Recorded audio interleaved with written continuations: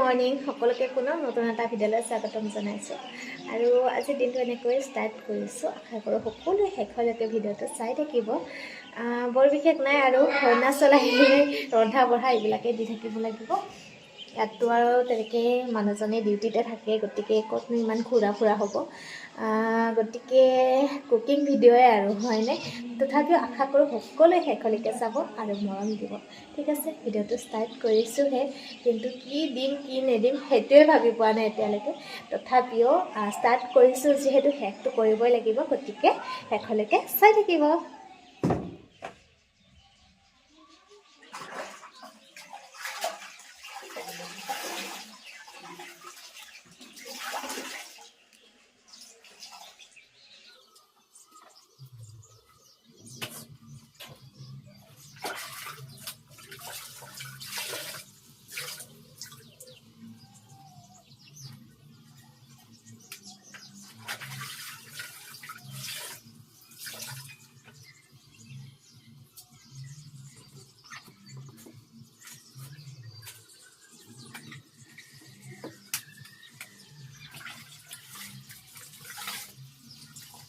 এইখিনি আৰু ৰ'লে এইফালে বতৰো ভাল নহয়, তলত দিব যাবৰ কাৰণে।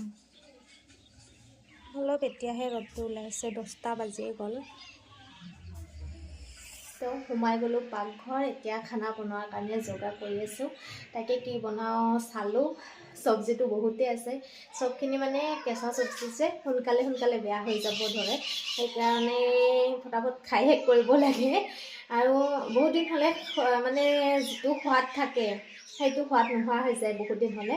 তো ফটাফট খাব লাগে। আৰু কি বনাওঁ তাকে দেখাওঁ আপোনালোকক।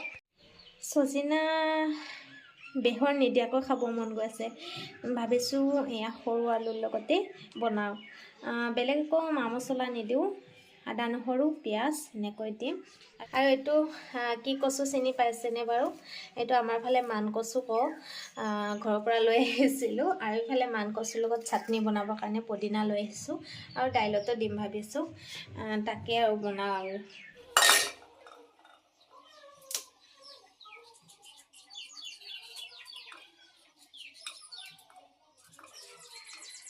একদম কোমল হৈ আছে, লেচেৰাৰ কোমলীয়া যে তেনেকুৱা হৈছে। ভাজি মানে ডাইৰেক্ট খাই দিবই পাৰি, তেনেকুৱা হৈ আছে।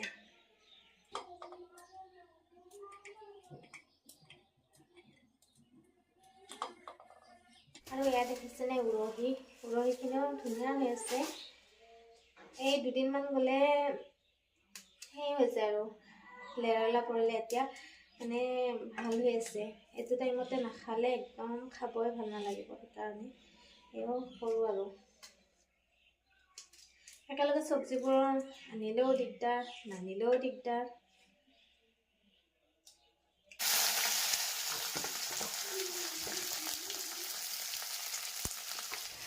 খানা বনোৱাৰ মাজত এনেকৈ কিবা এটা বস্তু খাই থাকিব পালে ভাল লাগে। গোসাঁনী আহি মনত পৰি দিলে সেইকাৰণে। আৰু বহুত দিন হ'লে এয়া চাওকচোন এনেকুৱা হ'বই ধৰিছে। এতিয়া মিঠা হৈছে ন, খাই বহুত টেষ্টি লাগে। কৰি ল'লোঁ, বেলেগ একো নাই। সেই এইফালে গোসাঁনী কাম কৰি আছে বোলে, তাই দুষ্টজনী জাপচি দিয়া শাক।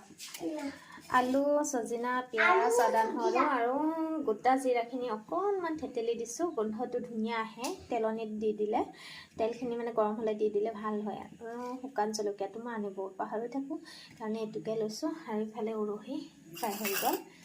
এতিয়া মই এইখিনি উৰহিৰ তেল আছিলে, বেছি তেল ব্যৱহাৰ নকৰোঁ আৰু সেইখিনিতে দি দিছোঁ।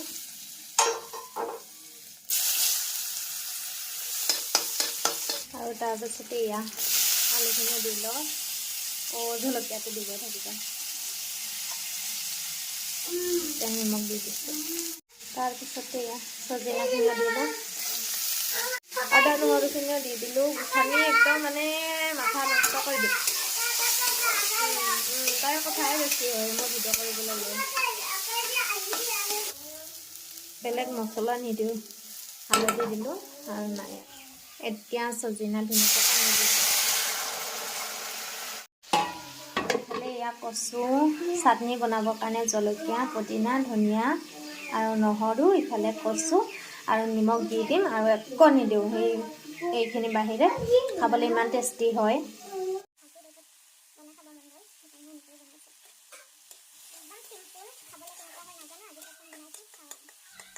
কচু চাটনি ৰেডি। সেইখিনি ধুনীয়াকৈ চামুচেৰে ল'ব লাগিব।